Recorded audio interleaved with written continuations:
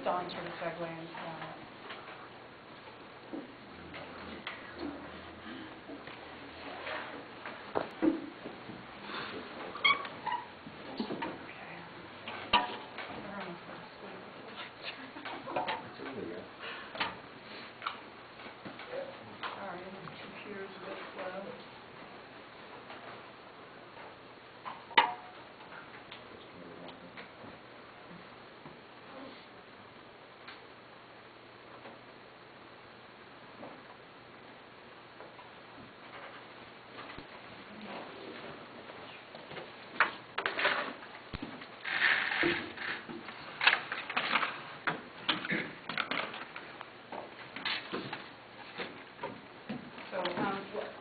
At our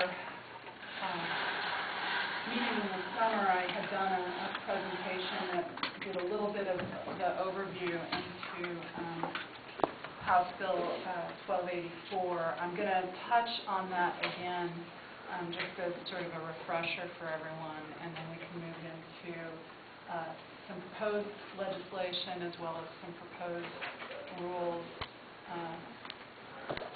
that are still pending. I think my computer's still waking up here.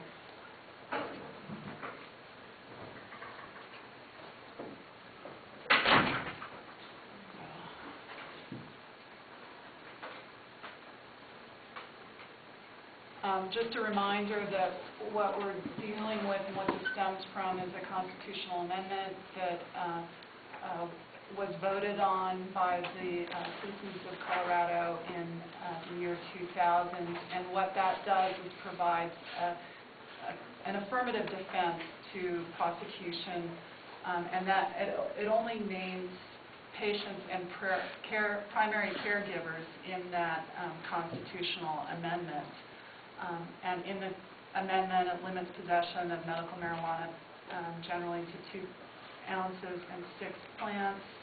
And I think we've talked about that can actually be increased if there's a demonstrated need in the community. It doesn't affect federal law. It doesn't legitimize commercial operations. And it just addresses the use, but not the cultivation and distribution. After that was passed, there was a lot of confusion then as to how the industry would serve the needs that, again, was voted in by this legislation. And so House Bill 10-1284 was developed, and that was intended to address some of these questions regarding the cultivation, manufacture, and distribution of medical marijuana. What this does is restricts and limits the commercial operations and sets out a pretty stringent state and local licensure regulation. And what it does, it's based on the same type of techniques that are used to regulate alcohol in the state of Colorado. It's very clear that it preserves local land use authority to zone commercial establishments, and that's what we're going to be talking about today. And then it also tightened up and regulated physicians who prescribe medical marijuana and caregivers who provide the product, as well as the patients who consume it. We talked last time a little bit about existing operations. If you'll recall, there was a requirement that businesses needed to be operating and established by July 1st of 2010. And that operation needed to be locally approved. At the time, July 1st, 2010, the county's regulations did not address whether or not medical marijuana businesses would be allowed in any zone in the county. It was simply silent on that issue. And then by August 1st, businesses needed to complete some applications with the state, pay fees, and that was for businesses to continue operating during this time. And if you'll recall, it was after this July 1st. I don't recall the exact date the moratorium that the county imposed first went into effect. June 15th. June 15th.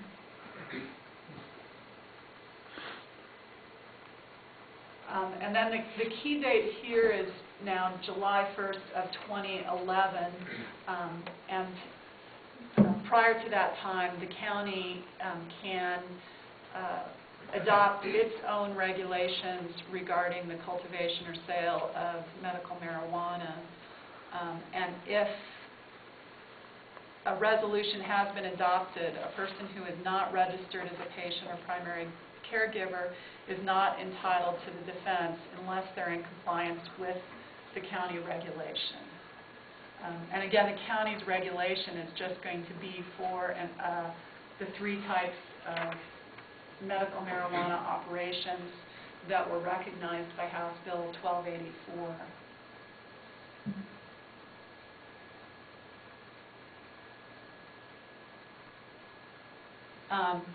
There was an issue last time we discussed this as to what happens if the county does not do anything.